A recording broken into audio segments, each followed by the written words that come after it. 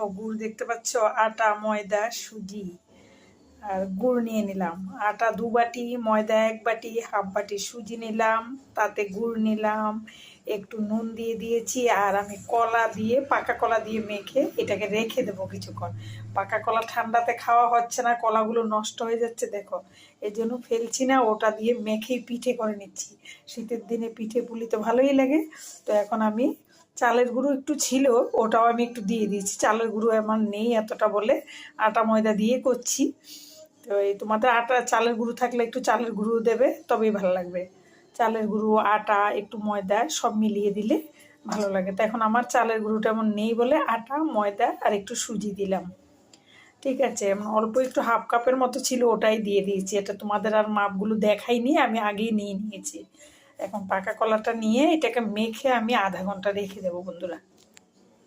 দেখো বন্ধুরা, আমি যে কলাটা নিয়ে নিলাম আর একটু জিরে দিয়েছি, তোমাদের যদি মৌরি থাকে মৌরি দিয়ে দেবে। আর এই দেখো কাজু নিয়েছি, এটাকে ভালো করে একটু হামলেস্তাতে একটু কুটে নেব, মানে ভেঙে দেবো। যদি এটা বেশি গোটা থেকে যায় না, বড়াটা যখন ভাজতে যাব তখন ওগুলো দেখা যায় জ্বলে যাবে ওইটা। তো এই জন্য আমি একটু ভালো করে ভেঙেই দেবো ওটাকে।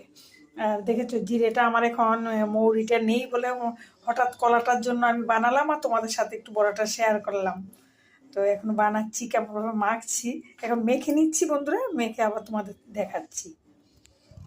দেখো বন্ধুরা, এখন আমার ঘরে যা ছিল তা দিয়ে কিন্তু এটা কলাগুলো ছিল, ফটাফট বানিয়ে নিলাম।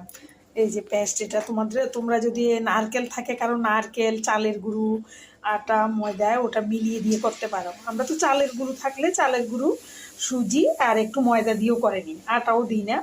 আর মেখে রাখতে হয় অনেকক্ষণ। তো এখন আমার ঘরে যা ছিল তা দিয়ে করলাম। নারকেলটা দিলে টেস্টটা অন্যরকম হয়, আর একটু এলাচ থেতো করে দিলে তাও ভালো লাগবে।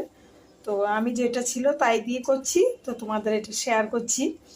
এবার বড়াগুলো ভাজবো, এবং মেখে রেখে দিচ্ছি বন্ধুরা।